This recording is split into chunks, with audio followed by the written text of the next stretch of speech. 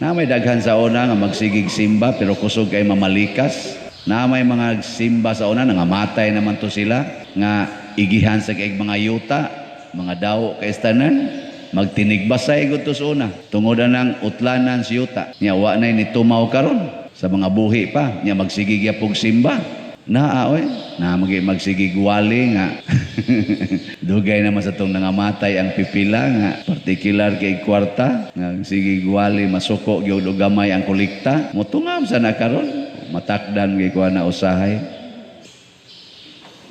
kana bitang nga ay buutan nga mga ginikanan niya na sila'y anak butang nato 5 ka buok niya mga buutan ang upat niya nay usa nga portigyong buanguna mo ingon usahay ang mga ginikanan mitumaw ang batasan sa apuhan ani or katong kaliwat anis una nga nitumaw ni balik ba murag nasudlan og pupariha nga klases kinaiya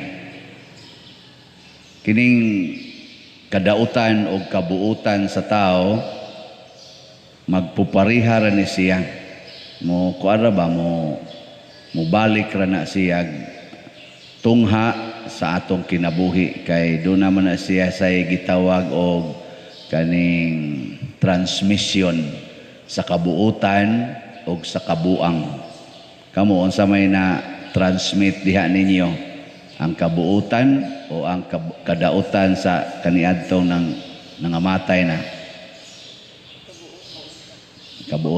buutan mo. Na may daghan sa una nga magsigig simba pero kusog kay mamalikas. Na may mga simba sa una nangamatay naman to sila nga igihan sa kay mga yuta, mga daw kay tanan magtinigbasay gud to sa una. Tungod nang utlanan si yuta. Nya wa nay ni tumaw karon.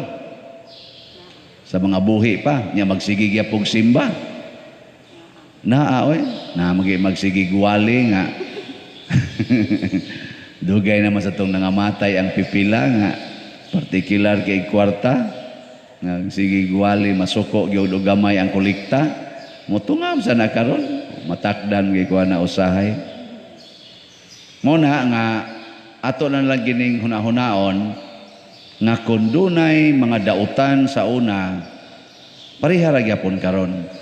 Pero doon na say mga balaan kay kinabuhi sa una, gikan sa panahon ni Abraham, hangtod karon nga pwede rapod nga mo'y atong sundon. Pero kining transmission sa kabuutan o kabuang, nag-agad ni sa atong relasyon sa Ginoo.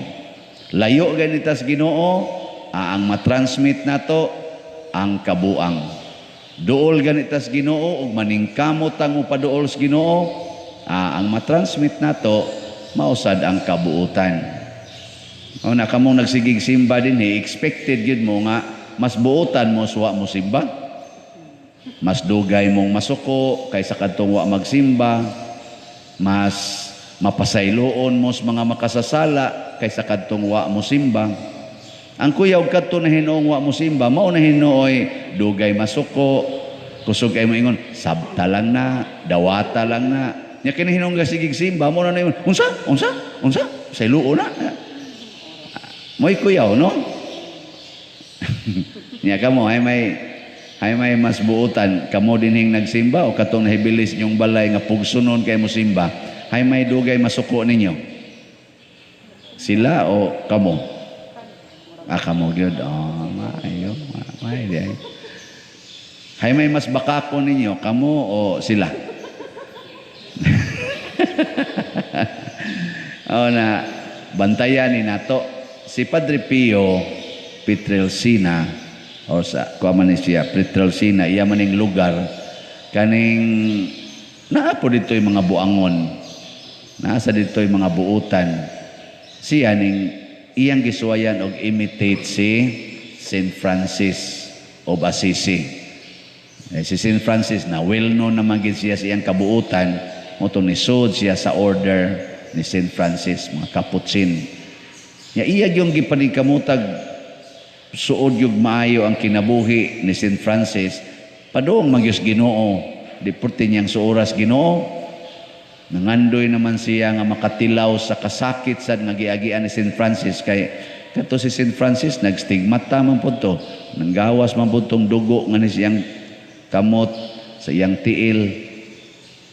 Si Padre Pio na nakuanan po siya, unang iyang kamot sa una, iyang gibugkusan, kay magsigi mag-agas ang dugo niya, sakit kay tustanan sig agas iyang tiil dugay sa to niyang antos ato, pero nangandoy siya ato, lipay kay siya ato basta muatake na tong kasakit ato, kay ang kasakit naman ni Kristo mo iyang pangandoy. Kani bitang mag-anam tag ka suod sa Ginoo, mangandoy sa tang muambit siyang kasakit, ganahan kay ta masakitan. Kamuron, nag-ampo mo sa Ginoo nga, taga-itawang kong kasakit, Lord. Ana? Huwag mo mangandoy, di pa mo buotan. Di pa sad mo suod sa Ginoo. Kaya kanang suod sa Ginoo, mangandoy gina nga masakitan. Santa Rita o Cassia. Ako ang magyapon na siya, kana ganing buotan kayo nga pagkaasawa. Ang iya gyapong gipangandoy, ang kasakit sa Ginoo. Taga-i kong kasakit, Lord, gawas deng dugo diri siyang may agtang, porting sa kitab, ligid-ligid gud siya sa salog, inigampo niya mo atake na to, kay porting kana bitang murag mabuak imong nang pertig yung sakita ba, stigmata gyapon to siya. Usa sa mga tunok nga nidot sa ni Hesus gipaambit ngadto ni Santa Rita Cassia. Usas mga tunok lang, daghan biya kay tong tunok nga nidot sa ni Hesus niya, giingnan siya ni Hesus, usa lang nakatunok, perting lipaya ni Santa Rita inig atake, kasakit. Pangayo ko numeros Ginoo, basin og kadtong nalungag ang kilid ni Hesus, basig mo ihatag ninyo. Okay, mana? Oy, kita magsigig simba, magsigig hangyo Ginoo in taon, wag tanga in taon ning kasakit Ginoo, wag tanga in taon ning kasakit. Mogi ato dayon. Murabag bahala na ka diha, Lord, gisakitan ka, ako ayaw lang, tagay lang kong kalipay. Di taganhang mo ambit ba? Mo na diri sa unang pagbasa, giingna ni propeta Hageo ang mga tao. Unsa? Di mo magtukod og balay sa Ginoo, nga ang Ginoo porting di alang ya apostolda, nya kamo dia gapuyo na mo nindot kayo nga mga balay. Di gyapon mo ganahang mo ambit sa Ginoo. Unaha ang Ginoo pagbutang, og kanang nindot, murabag kung nangandoy ta nga munindot ang atong kinabuhi, mangandoy sa ta nga ang balay sa Ginoo munindot, ang simbahan sa Ginoo munindot. Nya unsa may simbahan sa Ginoo? Kaning lugar nga simbahanan, mao ni ang unang simbahan sa Ginoo. Ikaduhang simbahan sa Ginoo, ang katawhan nga manimba, pasabot ang katawhan sa Dios, ang tibuok katawhan. Una atong karon gipaningkamutan nato dinhi sa atong simple nga parokya, gamay ra man kining atong lugar simbahanan, pero cute ba ya? No. Awa mo ganahi aning atong simbahan. Cute ba kanang gamay, pero nindot sa siya tanawon. Nya kisa may naghagoan kitang tanan atong gihaguan. Ambot ni apil mo. Mo apil. Sige lagi mong panindot sa inyong balay. Kanilang yung ako kay ako paning ipinta lang akong budget ani, mag-extension pa ko sa akong balay, kani akong biranda ninduton pa ninako. Sus kining akong 1 million di pa ani mapaigo aning akong pagpanindot sa akong balay. Nya wa jud ka mo palit diri bisag usa lang ka bukslat. May kana. Matod pa propeta Hageo, naunsa mo?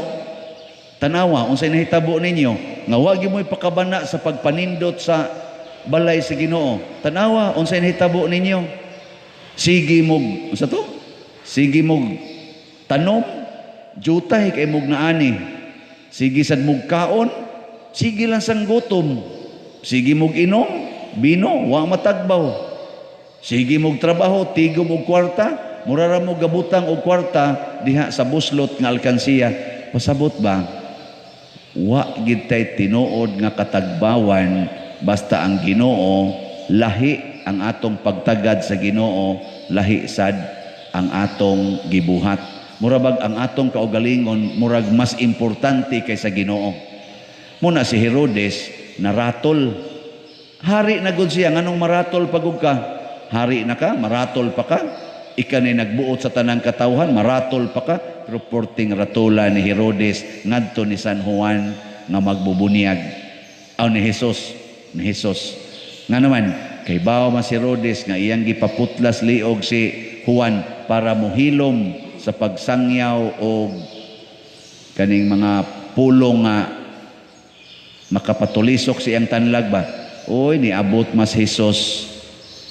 Si Jesus nagsangyaw, pari-pariha ra mas gibutang ni Juan.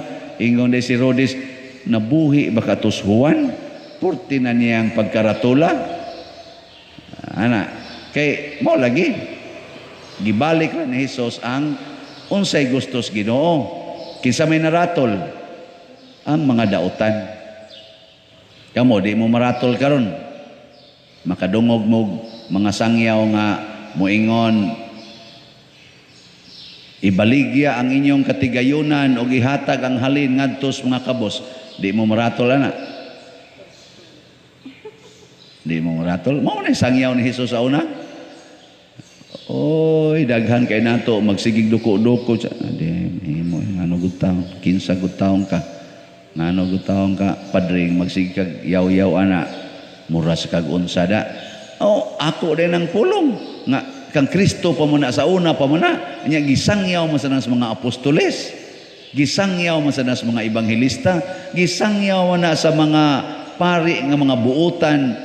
Ako din kay ko tantong buutan, gisangyaw mo na nila. Padre Pio mao gihapon, Saint John Mary Vianney gisangyaw, kaning San Vicente Ferrer gisangyaw na nila. San Lorenzo Ruiz gipakita pagid niya siyang buhat ang pagbiya sa tanan. Nya kamo di mo maratol anak kung suguon mo nako ron nga ibaligya ang tanan.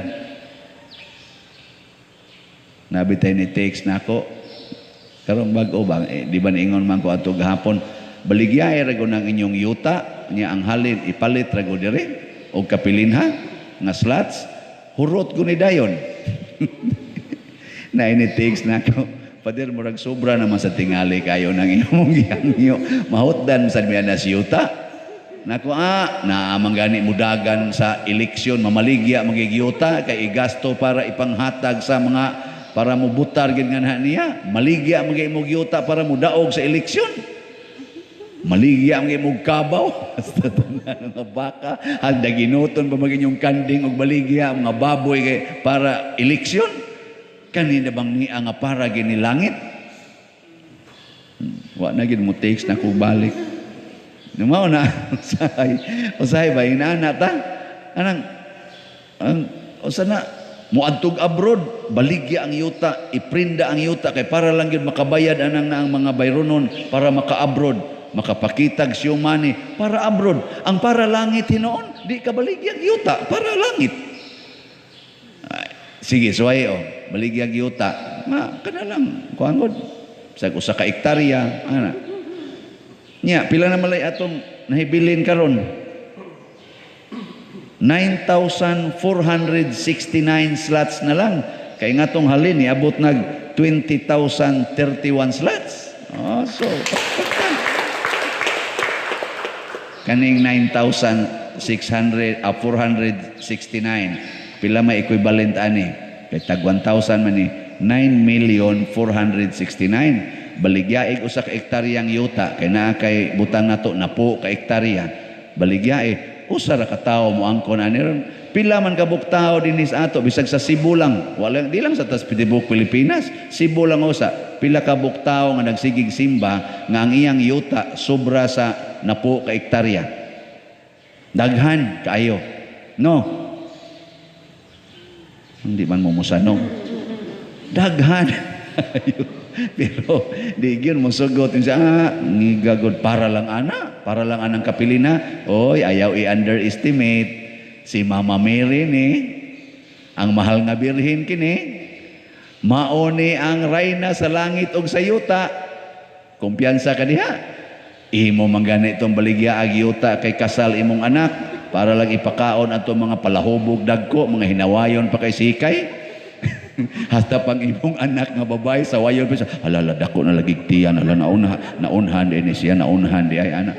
Oh, inya imo to imong pakanon, baligya ang ikagiuta para anak. Imong anak laki nangasawa niya usos sa wayon pang asawa usam sa ni siya gapiyong man siyang gapili oy kapyanga sa ilong ana yang ipangasawa niya mo to imong gastuhan kani Mama Mary di ka mo gasto nawa di ba bungol kay mo mura mo si Herodes kinsa lalis gyud ba mao na si Jesus diri sa atong ebanghelyo midisturbo sa mga tao nga kalibutanon o kasing-kasing kay nga naman ang pamaagi ni Hesus, ang pamaagi sa mga santos sukwahi kaayo aning kalibutana. Apan dunay daghan nga misunod kaniya, hinaot unta na apil na gid ta ani. Og tungod ni ana matud pa sa atong tubag sa Salmo, ang Ginoo nalipay kaayo sa iyang lungsod. Hinaot unta nga naapil ta sa lungsod sa Ginoo. Di nalipay siya. Kanirbang Ginoo mga igsoon, kung maoy malipay, ang tao nga iyang gikalipayan, lipayon sa niyag maayo. Ang kasakit nga giantos ni Padre Pio Pietrelcina, nahimong tuburan sa way sukod niyang kalipay, samtang nagantos siya. Ang kasakit nga giatubang, giantos ato nila ni Santa Rita, nilang Mother Teresa, nila ni San Vicente Ferrer, daghan man sa nilang mga kasakit nga giagian, nahimo na Hinoong automatic kalipay nila. Kaya nga naman, ang ilang kinaiya ni Jesus, nahigugmas kasakit. Ang Ginoo mo'y ilang gihuna-huna. Suway na ninyo iniguli sa inyo, pangita mo kasakit. Nga to ba, iniguli sa inyo? Diba, igtanaw pa lang nimo sa imong silingan sa iyang naong, sakitan na ka. Kaya sige, naglibak nimo. Pero sa una, mo ingo ka, nanasaning animal ay nganong buhi pa man buang-buang. Anam-ana ka.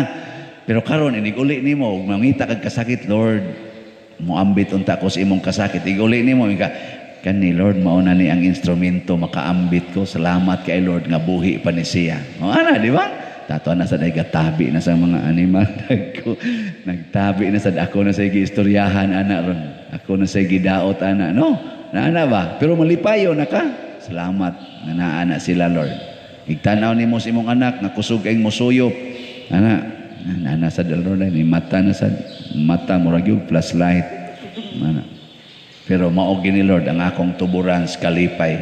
No? Mo uli sang imong bana nga gikas iyang kabit siya na nasa ilahin Lord ay sus daghana na ko grasya aning balaya Lord langit gyud ko ani o di ba magsige na kag daig sa Ginoo kaysa magsikag reklamo ngano man Lord sikog ampo o man ni siya mausab ngano man ni akong anak mo bisyo malangyapon ngano man ni akong bana di man gyud kabiya nang iyang bisyo sige kag mahay sa Ginoo sige kag mahay patay ka diha iyang Ginoo mo na ingong propeta Hageo nganong magsige mamog panindot sa inyong kinabuhi niya ang Ginoo di ay unsa mayang giagian matod pa ni Mother Teresa of Calcutta kung kita mahiusa na sa kasakit ni Kristo magsigi na tag-ambit sa kasakit usab sa atong isig katao labi na gyud sa labing ubos sa tanan the poorest of the poor mo na si Mother Teresa ang pag-ambit niya sa kasakit ni Kristo iyang gigamit ngadtos mga taong